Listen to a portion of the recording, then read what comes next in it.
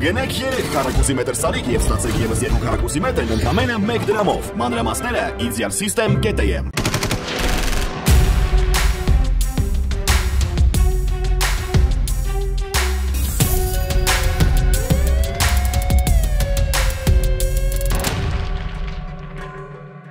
Ռուսաստանահայ գործարար այժմ կալանքում գտնվող Սամվել Կարապետյանին առաջադրված մեղադրանքը փոխվել է։ Ավելացվել են քրեական օրենսգրքի 296-րդ հոդվածի 3-րդ մասի 2-րդ եւ 3-րդ կետերը, իշխանական կամ ծառայողական լիազորությունները կամ դրանցով պայմանավորված ազդեցությունն օգտագործելով առերևույթ խոշոր չափերով փողերի լվացում։ Քննչական կոմիտեն տվյալները ձեռք բերել այն մասին, որ կողմերի միջև ծագած վիճաբանությունից հետո, որն ավարտվել է դանակահարությամբ, ՀԳ-ն վրեժխնդիր լինելու նպատակով իր ընկերոջը դրդել է սպանել ԱՕ-ին։ ՏՄ-ն ժամանելով Հայաստան ՀԳ-ի հետ նախնական համաձայնությամբ խմբի կազմում ապօրինի ձեռք է բերել եւ իր մշտական բնակության վայրում պահել գործարանային արտադրության ակուսափող հրազեն, ակուսափող ինքնաձիգ, ռազմամթերք հանդիսացող փամփուշտներ, մարտական նռնակ։ Այնուհետև իրենց հանցավոր մտադրությունը ավարտին հասցնելու համար, ԱՕ-ին սպանելու համար առիթ փնտրելով, իրենց դիտավորության մեջ ընդգրկված հանցանքն իրենց կամքից անկախ հանգամանքներում չեն կարողացել իրագործել, քանի որ ներքին գործերի նախարարության աշխատակիցների կողմից կանխվել է հաշվեհարդար կատարելու մտադրությունը, վերջիններս հայտնաբերվել ու ձերբակալվել են։ 44-օրյա պատերազմում ջրականի 5-րդ ուսումնական գումարտակի հրամանատար Իշխան Վահանյանը մեղավոր է ճանաչվել մարտադաշտն ինքնակամ լքելու եւ հրամանատարի լիազորությունները չարաշահելու համար։ Նա դատապարտվել է 16 տարվա ազատազրկման։ Վահանյանը զրկվել է մայորի կոչումից։ Հրամանատարի հետ գործողությունների հետևանքով նորակոչիկների մի մասը զոհվել էր, մի մասը գերեվարվել, որոշների գտնվելու վայրը առ այսօր անհայտ է։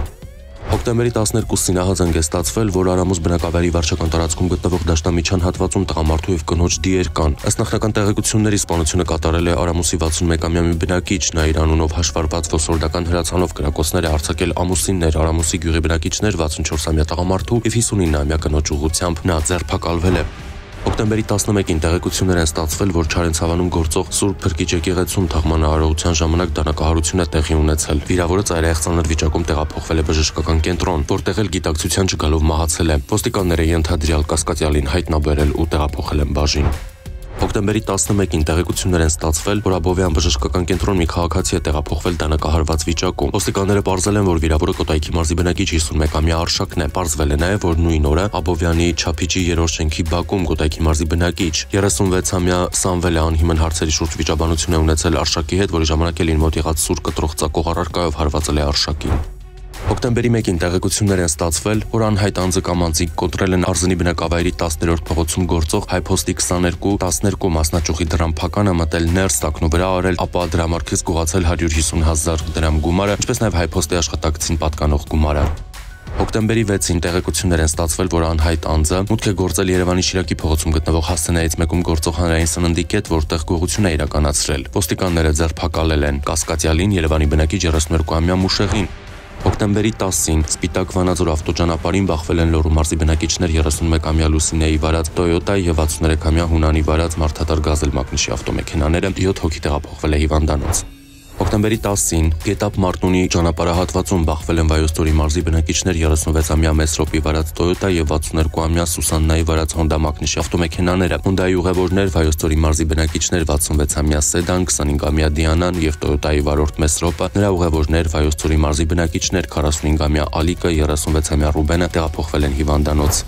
Հոկտեմբերի 12-ին Արտաշատի խճուղում բախվել են Արարատի մարզի բնակիչ 34-ամյա Գրիգորի վարած Opel Astra եւ 29-ամյա Հակոբի վարած VAZ 2121 մակնիշի ավտոմեքենաները, 2 հոգի տեղափոխվել է հիվանդանոց։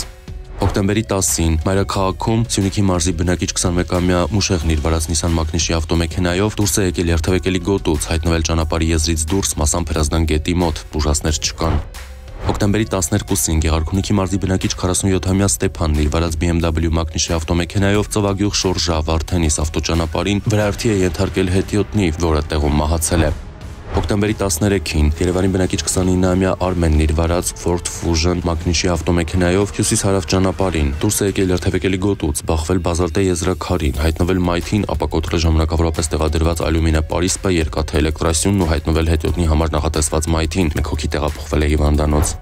Հոկտեմբերի 12-ին Կոմիտասի պողոտայից դեպի Վաղարշյան փողոցի խաչմերուկ ընթանալիս Kia մակնիշի ավտոմեքենան դուրս է եկել երթևեկելի գոտուց ու բախվել երկաթե էլեկտրասյանը, 2 հոգի տեղափոխվել է հիվանդանոց։ Հոկտեմբերի 12-ին փրկարար ծառայության շտորաբաժանումները շարունակել են հրդեհաշիջման աշխատանքները Երևանին ու Բարաշենի կենցաղային աղբավայրի մոտ 4 հեկտար տարածքում օգտագործվել է շուրջ 1400 տոննա ջուր, իրականացվել շուրջ 900 երթ հողալուծում կրակի տարածումը կանխելու համար։ Բաց կրակ չկա, ծխի ծավալը էականորեն նվազել է։ Աղբավայրում բռնկված հրդեհը մեկուսացվել է հոկտեմբերի 12-ին։ Հոկտեմբերի 11-ին ահազանգ է ստացվել, որ Տաթև գյուղում է հրդեհ բռնկվել։ Հրշեջ փրկարարները մեկուսացրել, ապա մարել են Տաթև գյուղի 10-րդ փողոցի երկհարկանի տներից մեկում բռնկված հրդեհը։ Այրվել են տունը, անասնագոմը եւ 1000 հագ կուտակված անասնակեր։ Լուսանկարում պատկերված անձը որոնվում է նախաձեռնված քրեական վարույթի շրջանակներում նրա ինքնության կամ գտնվելու վայրի վերաբերյալ տեղեկություններ ունեցողներին խնդրում ենք դիմել համայնքային ոստիկանության կենտրոնական կամ մոտակա բաժին կամ զանգահարել 102։ Տեղեկություն հայտնող անձի գաղտնիությունը երաշխավորվում է։